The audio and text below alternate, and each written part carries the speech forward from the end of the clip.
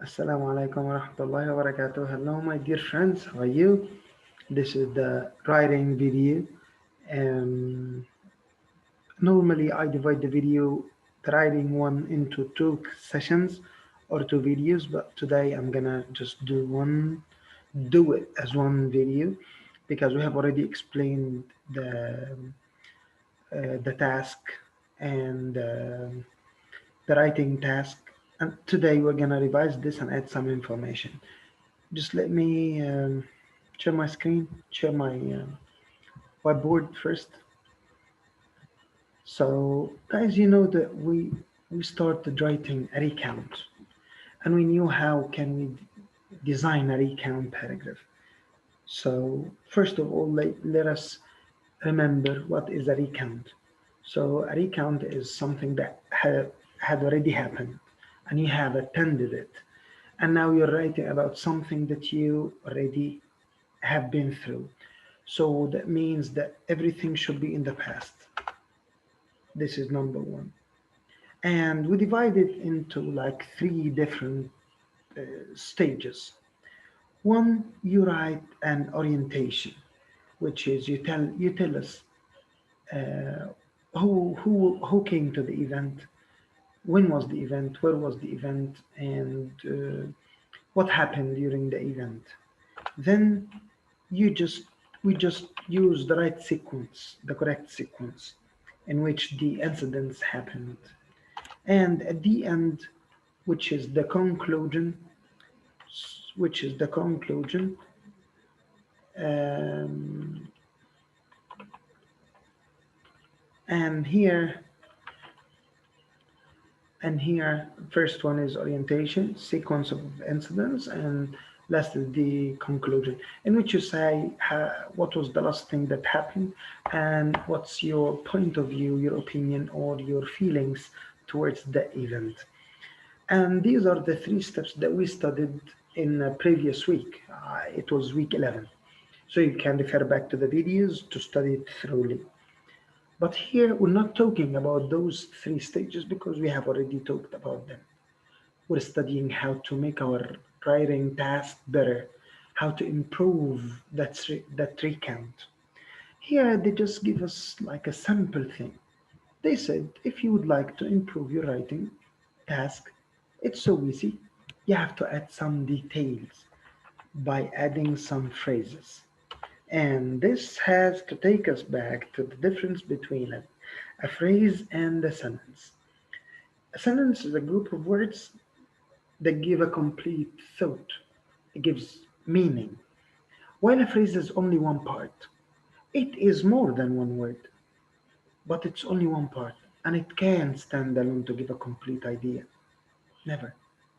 And our phrases that we're studying today will tell you, will tell us when the incident happened or the event, where it happened, and how it happened. So we care for these three things. And we're going to see that they make your writing more vivid and more interesting. So they are really nice to be used. And we advise you when you just mention things, you can just differentiate. Sometimes you say when, sometimes you say where, and sometimes you say how things happen. Okay, so this is concerning the passage. And also, do not forget, you should, it's advisable to uh, to just state your opinion in the conclusion stage at the end of the paragraph. You have to tell us what you think. How did you feel during the event? And of course, we said that how it ended. So now let's see what do we have here. As you know that I'm not going to show you the answers um, like what I used to do before because I would like you to answer everything and then you check because we leave you the um, the PPT on the drive. So here they just tell you the idea that I told you that you can add detail with using phrases. And we said the phrases that you're using will tell you when, where, or how. And they give you an example. They said, I had a party at my house. This is a whole sentence. And we said a whole sentence gives a whole idea, a complete idea. But the one in black here is at my house. This is a phrase. Can it give a complete idea? No. Okay, what does it tell me? It tells me where it happened. So the party was at my house. Okay, now we go here. We go here. Okay, so here you're going to underline the phrases and tell us when, where, or how.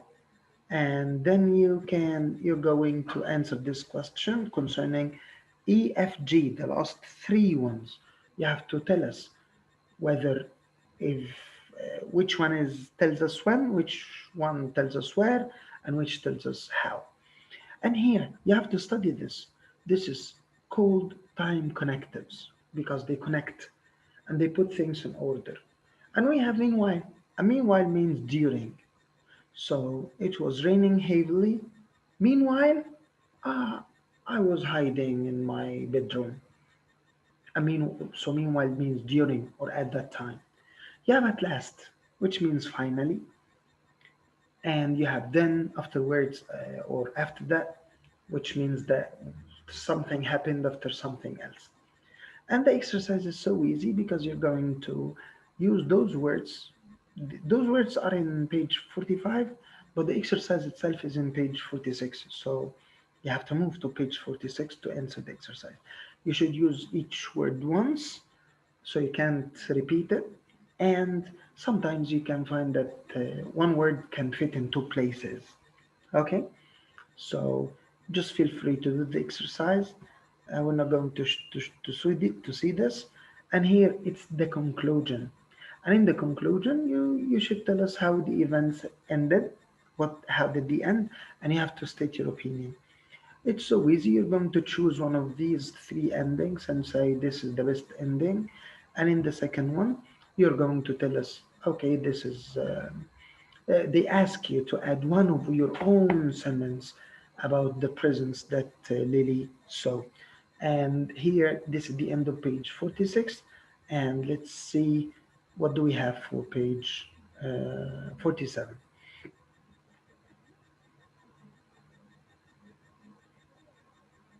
Okay.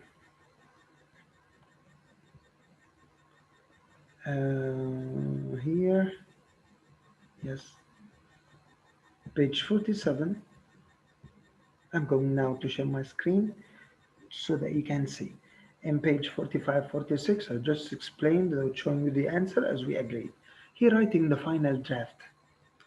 This is Lily's final draft after she improved her writing, after she studied with us how to improve your writing. And let's read and see what happened here. Of course, here are some tasks that you should do. So this is Lily's final draft. It's now more interesting to read. Do you agree or don't you agree? Read the comments about her recount on the left and do the tasks on the right. So you read the comments on the left and you do the tasks on the right. So here, this is one part of the recount. On the left, she wrote, that's a comment, a clear orientation. Tells the reader who, what, when, and where. Who came to the event or who did this event, who attended the event, where was it, when was it, and what happened. And then she used time connectives, links the events, and makes the writing flow smoothly. So you move from one stage to another, and you don't think that she jumped to another event. On the right, this is what you have to do. This is the tasks that you do. In the first part, they told you to underline the phrase that tells us where. So you have to read this and tell me where did this happen. Here, in the second one, you have to circle the past tense of cannot and give. They are there. You just have to circle them. And highlight the time connectives. Do you remember what are the time connectives? Yes, you remember. Because we studied that meanwhile, after, at last, finally, and so on.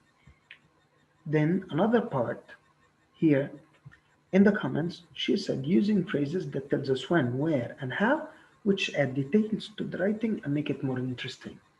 They on the right, the task, underline the phrases that tells how what, how a noun had been decorated, and how Lily blew out the candles. So we ask you about two tasks. You have to do two tasks here.